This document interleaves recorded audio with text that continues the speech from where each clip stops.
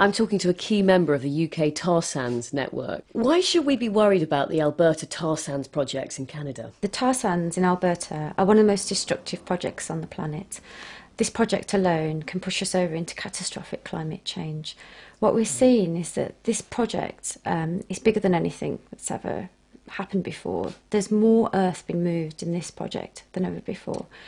And the Alberta tar sands threaten the boreal forest, which is a key carbon sink for the planet. It also threatens other ecosystems and the water systems of North America. And the area that will be threatened is the size of the UK. Why do we need a UK campaign? Well, although the oil is not coming to the UK directly, what is flowing is money from the UK to the tar sands. UK oil companies and banks are heavily invested in the tar sands. Shell has been in the tar sands for a long time. Suncor project is one of the longest running, largest operations in the tar sands. And the Royal Bank of Scotland, which is now 84% publicly owned after the bailout, is also heavily invested in the tar sands. So there's a chance here, an opportunity for the UK public to say to RBS that we no longer want our taxpayers' money to be invested in dirty oil. British Petroleum was one of the only oil companies up till this point not to be invested in the tar sands. However, now that they've made the decision to go in... and are BP going to be involved in open pit mining?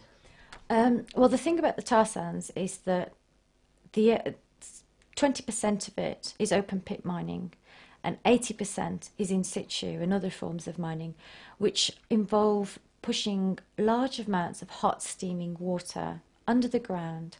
This often contaminates freshwater systems. This is underwater aquifers, groundwater systems, and sometimes there are huge eruptions that happen spontaneously in other parts of the land because of the sheer force that's pushed under. So it can be seen to be green, it can seem to be cleaner, but also it's actually more energy intensive because you need energy to heat the water. In order to do that, they're using natural gas, and there's also plans to use nuclear energy in order to heat the water. Where will that be coming from? Well, there's a history of nuclear power in Canada, but specifically there's the Peace River project. And what this also does is fragment the forest. There are lines that are cut through the forest, when we're testing, seismic testing. And the boreal forest is already under threat by the pine beetle because of climate change. And what is happening is that these lines are creating corridors for the pine beetles to move through. So they're actually decimating the boreal forests faster.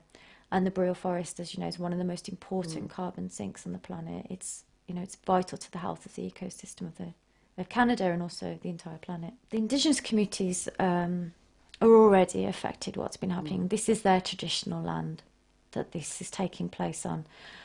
Communities are seeing elevated levels of cancer, very rare cancers, autoimmune diseases are already ravaging the communities. That's from pollution of the area in the water. The Canadian government, hasn't been very proactive in terms of listening to the concerns of these communities. So the energy companies are not cleaning up after them. What companies say and what the government of Canada says is that there's a reclamation process. Right. It's very, very minimal, and there is no way you can reclaim an area the size of England. It's impossible.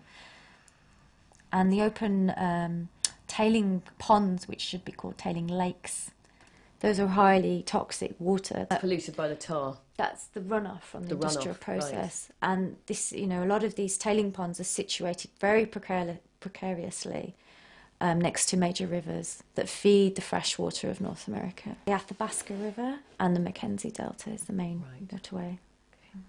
So tell me about the BP Fortnight of Shame. And we've got this small window of opportunity to tell BP that the UK public does not want to be invested in the tar sands, that this is not where we see our energy future going. Tar sands are not a renewable source of energy, they're not sustainable. They're pushing us into climate change. This is not what we see for our energy future.